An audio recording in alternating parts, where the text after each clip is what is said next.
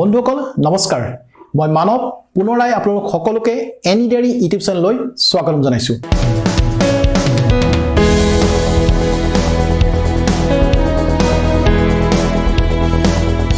আশা কৰো বন্ধুসকল আপোনালোক সকলো সুস্থ আৰু সুৰক্ষিত আছে এনি ডেইৰী ইউটিউবৰ মজিয়াত আজি আমি যেটো বিষয় আলোচনা কৰিম সেই বিষয়টো হৈছে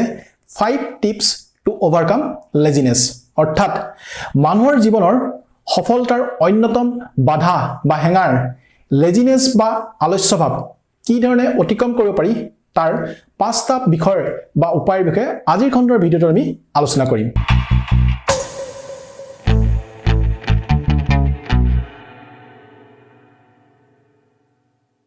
ভিডিঅ'টোলৈ আগবঢ়াৰ আগতে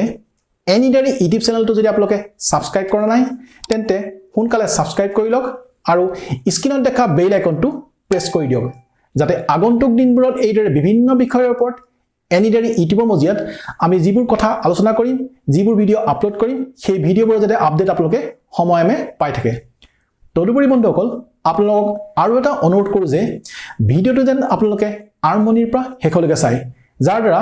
ভিডিঅ'টোত আলোকপাত কৰা কথাখিনি আপোনালোকৰ বুজিবলৈ সুবিধা হয় গতিকে বন্ধুসকল আহকচোন পলম নকৰি আমি ভিডিঅ'টোলৈ আগবাঢ়ি যাওঁ মানুহৰ জীৱনৰ সকলোতকৈ ডাঙৰ শত্ৰু হৈছে এলাহ বা লেজিনেছ যিবোৰ মানুহে এইধৰণে কয় যে মই কামটো অলপ সময়ৰ পিছতে কৰি আছো দেখা যায় যে তেওঁলোকে তেওঁলোকৰ জীৱনত প্ৰায়বোৰ কামেই আধৰুৱা কৰি ৰাখে কামবোৰ সম্পূৰ্ণ নকৰে মানুহৰ দৰিদ্ৰতা আৰু অসফলতাৰ অন্যতম প্ৰধান কাৰণ হৈছে এই এলাহ বা লেজিনেছ এলাহ বা লেজিনেছৰ কাৰণে মানুহে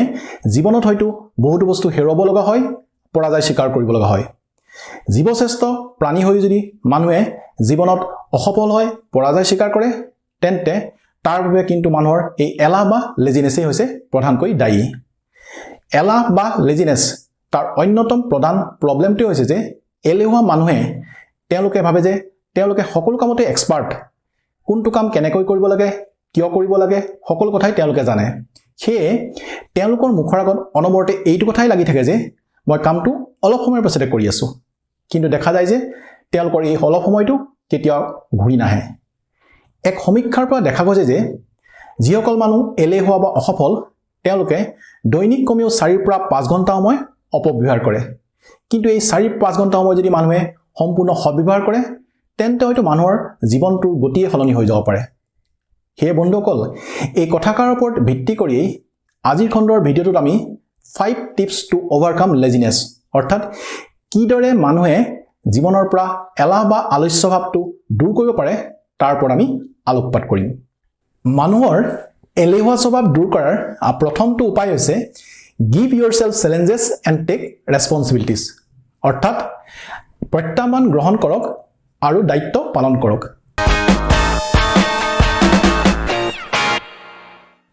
মানুহে যদি জীৱনত নিজৰ এলেহুৱা স্বভাৱ দূৰ কৰিব বিচাৰে তেন্তে কিছুমান লক্ষ্য নিৰ্ধাৰণ কৰিব লাগিব আৰু সেই লক্ষ্যত উপনীত হ'বৰ বাবে পৰিৱেশ বা পৰিস্থিতি যিয়েই নহওক কিয় প্ৰত্যাহ্বান গ্ৰহণ কৰিব লাগিব আৰু দায়িত্ব পালন কৰিব লাগিব আপুনি জীৱনত যিটো কাম কেতিয়াও কৰি পোৱা নাই সেই কামবোৰ যদি বেলেগৰ ওপৰত নিৰ্ভৰ নকৰাকৈ নিজাববীয়াকৈ কৰিবলৈ আৰম্ভ কৰে তেন্তে দেখা যাব যে আপুনি আত্মবিশ্বাসী হৈ পৰিব আৰু আপোনাৰ মন মগজু আৰু শৰীৰটো কাৰ্যক্ষম হ'ব কিন্তু যিবোৰ কাম আপুনি অতি সহজতে কৰিব পাৰে সেইবোৰ কামে যদি আপুনি কৰি থাকে তেন্তে আপোনাৰ মনলৈ এলাহ ভাৱ অহাটো অতিশয় স্বাভাৱিক সাধাৰণতে দেখা যায় যে টেলেণ্টেড মানুহবোৰ এলেহুৱা স্বভাৱৰ হয় কিয়নো তেওঁলোকে এই ধৰণে ভাবে যে তেওঁলোকে চোন কামটো কেনেকৈ কৰিব লাগে জানেই কামটো চোন তেওঁলোকৰ বাবে অতি সহজ সেইবে ইমান খৰধৰ কৰা বা লৰালৰি কৰাৰ কি প্ৰয়োজন আছে সেই বন্ধুসকল যিবোৰ কামত আপুনি এক্সপাৰ্ট হয় কামটো সহজতে কৰিব পাৰে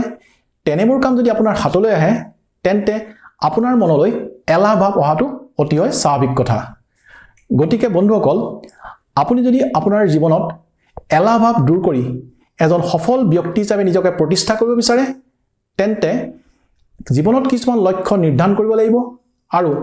সেই লক্ষ্যবোৰক কিছুমান সৰু ভাগত বিভক্ত কৰি সুন্দৰভাৱে পৰিকল্পনা কৰিব লাগিব আৰু সেই পৰিকল্পনাবোৰক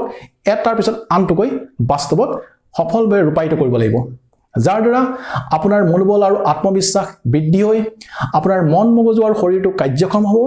আৰু ক্ৰমান্বয়ে দেখা যাব যে আপোনাৰ এলাহ ভাৱ নাইকিয়া হৈ গৈছে মানুহৰ এলেহুৱা স্বভাৱ দূৰ কৰাৰ দ্বিতীয়টো উপায় হৈছে follow healthy diet and exercise regularly অৰ্থাৎ পুষ্টিকৰ আহাৰ গ্ৰহণ কৰক আৰু দৈনিক ব্যায়াম কৰক এজন মানুহে নিজৰ এলেহুৱা স্বভাৱ দূৰ কৰিবৰ বাবে তেওঁৰ দৈনিক খাদ্যাভ্যাসৰ ওপৰত ধ্যান দিয়াটো অতিশয় জৰুৰী কথা তেওঁ কেনেকুৱা ধৰণৰ আহাৰ গ্ৰহণ কৰিব কিমান পৰিমাণৰ আহাৰ গ্ৰহণ কৰিব এইবোৰ কথা বতৰাৰ ওপৰতে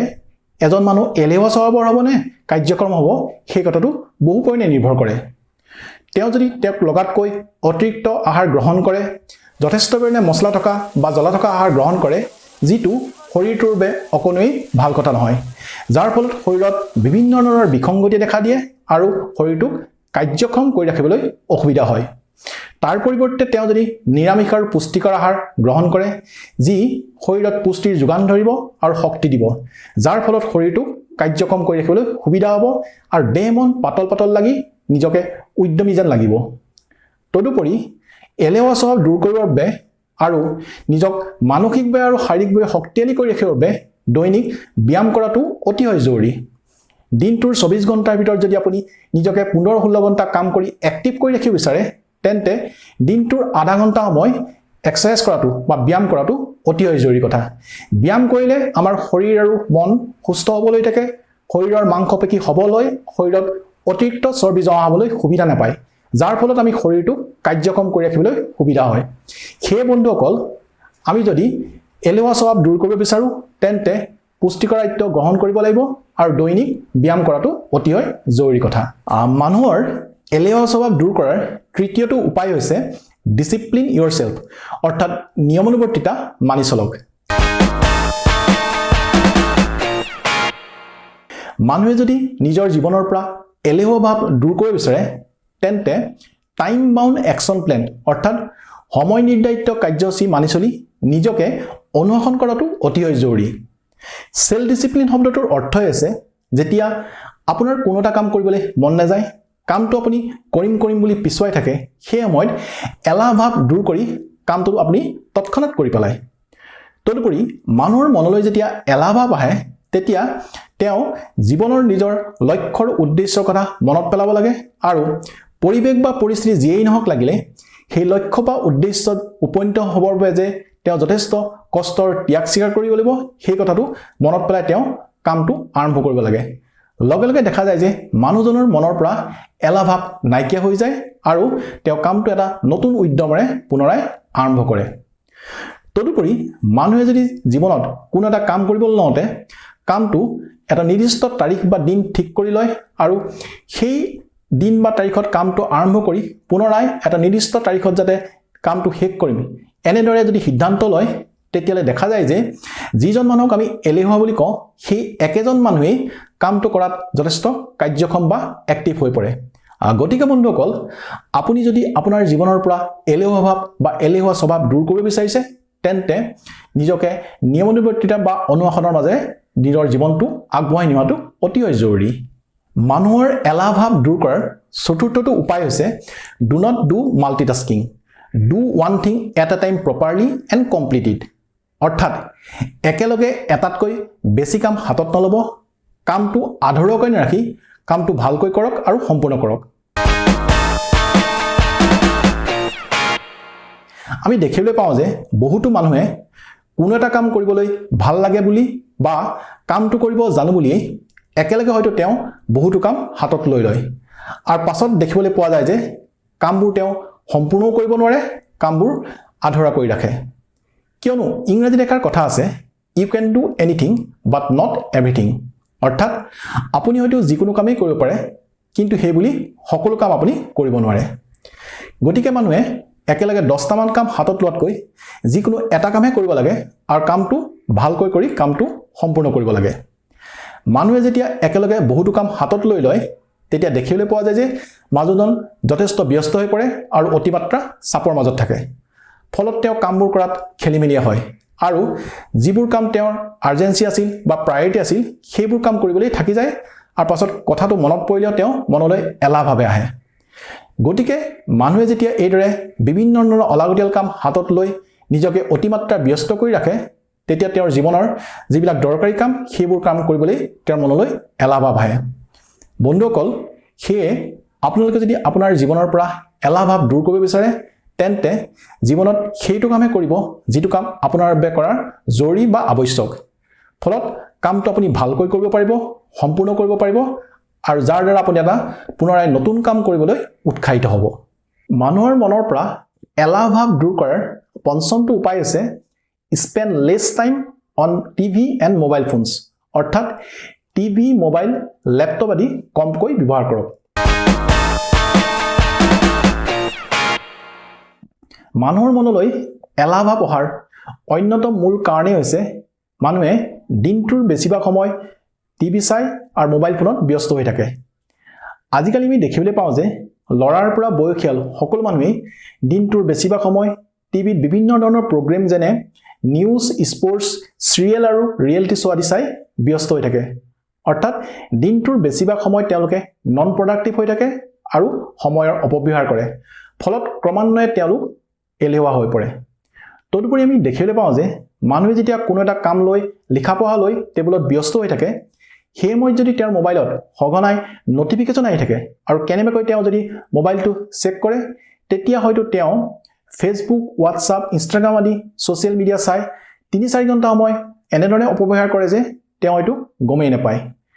তেওঁ এইদৰে মোবাইল ফোনত ব্যস্ত হৈ নিজকে ৩-৪ ঘণ্টা সময় দিনটোত নন প্ৰডাক্টিভ কৰি পেলায় গতিকে বন্ধুসকল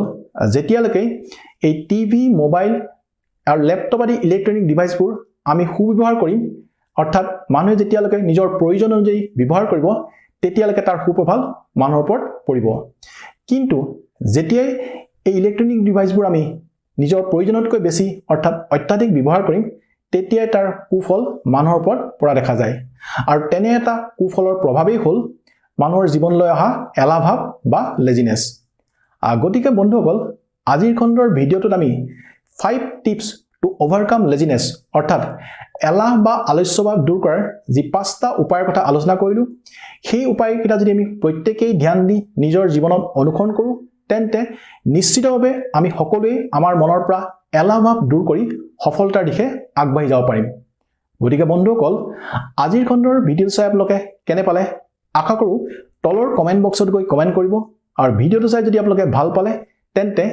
লাইক কৰিব আৰু যিমান পাৰে সিমান আপোনাৰ বন্ধুবৰ্গ আৰু আত্মীয়ৰ লগত এই ভিডিঅ'টো শ্বেয়াৰ কৰিব যাতে তেওঁলোকেও ইয়াৰ দ্বাৰা উপকৃত হয়